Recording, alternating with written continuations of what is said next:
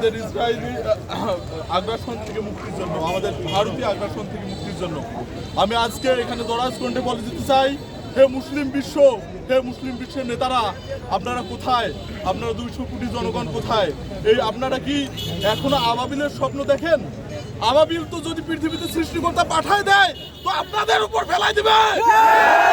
আবাবিল আপনাদের উপর ফেলাই দিবে।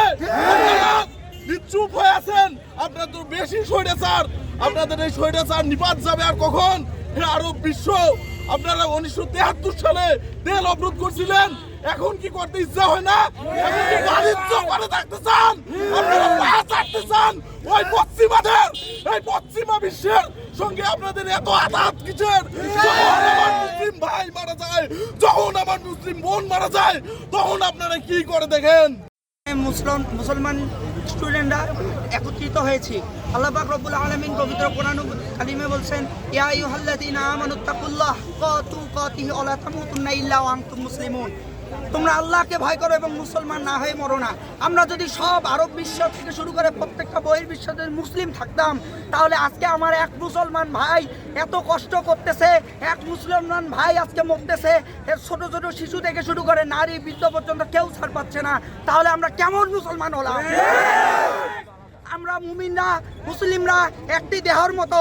আমার হাত যদি কেটে দেন তাহলে আমি যেমন কষ্ট পাবো, তেমনি আমার মুসলমান ভাই যদি মারা যায়, রক্তাক্ত হয়, আমি কষ্ট পাবো। আমার দায়িত্ব, আমার কর্তব্য, আমার উপর দায়িত্ববোধ থেকে আমি বলতে চাই, বাংলার মুসলিম শুধু নয়, গোটা বিশ্বের বাসী, গোটা বিশ্বের মুসলমান এক হবে। শুধু সমাবেশ দেখেছো, শুধু সাধারণ মিছিল দেখেছো, রক্ত দেখো নাই।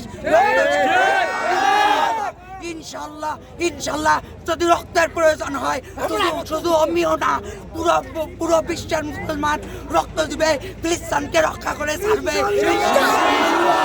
ইনশাল্লাহ। দেশে আছে সেই সমস্ত পণ্য আমি করজোর অনুরোধ করবো, আপনারা আপনাদের ফ্যামিলিতে যার যেসব পণ্য ইউজ করেন, এগুলো আপনারা আজ থেকে ইউজ করবেন না। আপনারা প্রথমে তাদেরকে বয়কট করে চলবেন ইনশাআল্লাহ। আর পরে পরবর্তী কোনো যদি প্রোগ্রাম থাকে আমরা জানাই দেবো। আমরা সবাই সদস্য